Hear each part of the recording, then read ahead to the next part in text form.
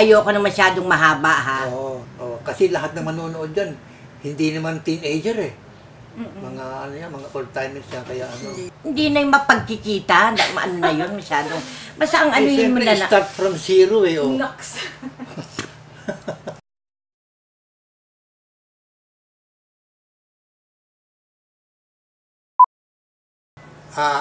May kaibigan ako ng kapatid mo, di ba? Kapatid mo yung kaibigan mo, si Pete. Kaya kita nakilala kasi madalas ako pumunta sa bahay niyo, ang pinupuntahan ko talaga yung kapatid niya. Ang kanyang mga dinadala na regalo, mga chocolate.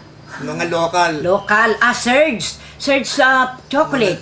Samantalang yung before him, naku, mga imported, mga dates, mga ano. Yun. Ano yung mas gusto nyo? O di syempre yung sa Surge. Nagtiyaga siya for 3 years. At sa awa ko, sinagot ko na rin siya. Dinaan kita sa kasusulat, lahat ng ginagawa mo, sinusulat. Alam mo, no, usong-uso pa ang mga sulatan ng ano eh. Kasi nung araw, mabilis ang ano, ang pagdating ng mga sulat. Isipin mo, within Pasig, din susulat ka ngayong umaga o kaya ngayong gabi. The next day, matatanggap na niya yung ano. Sinagot ko na siya at nagplano na kami for our future. Parang sasabihin niya, o sige, ganito, papakasal na tayo. Pero lagi, sabi ko, kailan ba? Lagi ako nag-iintay kasi sabi niya, kasi iniintay ko pa yung differential ko. Sabi ko lang sa sarili ko, naku, kung iintay naman yung differential, parang sabi ko, sige na nga, ako na lang gagasta ng aking mga, yung for my wedding, for my wedding dress, ganyan. Itong wedding dress ko ay, nagpatulong ako sa isang kaibigan na maghanap ng low budget na hindi naman baduy. Sinamahan niya ako sa Divisoria. At you know what? This wedding dress na bili namin sa mga 4 kilo na mga lace. Yung aking magaling na modista, nagawa niya na isang magandang wedding dress. And I think that was my first taste of Divisoria. Actually, we spent about 120 pesos nung panahon na ngayon para sa wedding reception namin. 120 pesos. Paano naman, you know what? 20 tao lang yata ang imbitado natin. We were married at 5 o'clock in the morning. Talagang the church was empty. Kami lamang ang mga nasa unahan. Kaya maaga tayong kinasal kasi pagka later mo ginawa yung kasal, mapapasabay dun sa funeral service. At ang reception was held at our house in San Nicolas. Yung lumabahay na bagong kare-renovate. Kaya there were no furnitures. There was only one dining table, one new dining table.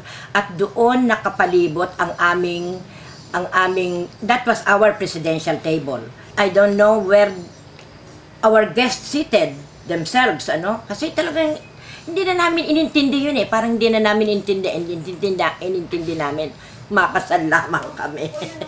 Pagkatapos, tama na yung sa wedding. Ang haba-haba na, dami-dami. Natapos ng wedding, Ngayon, iisip namin kung saan kami pupunta sa honeymoon, siyempre, wala kaming malaking budget. We decided, mag-bus na lang kami hanggang Baguio. Pagkatapos, ang kinuha naming hotel doon, yung pinakang murang hotel sa Baguio na kung tawagin La Patria. Di Patria Hotel. Siguro mga 20 pesos per night. Murang-mura. Ang aming pagsasama ay nagkaroon ng limang supling. They were all cesarean born. Kaya nung ikalima, siguro hindi na napigilan ng doktor namin. Sabi, ano ka ba naman, Ching? Ikalima na yan, ba't kailangan si Ador nandiyan pa sa tabi mo? You know why? Because I had to hold his hand because I knew that I could endure any pain with him around. Start with a man and you have one, add on a woman, and then you have two, add on a child, and what have you got? You've got more than three.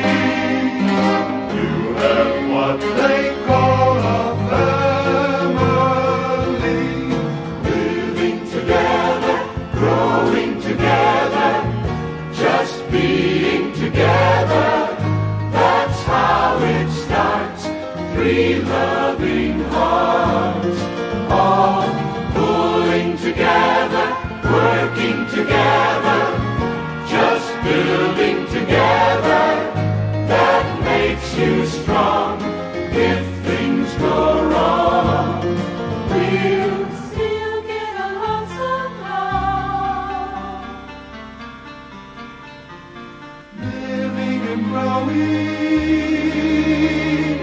just like we're doing now.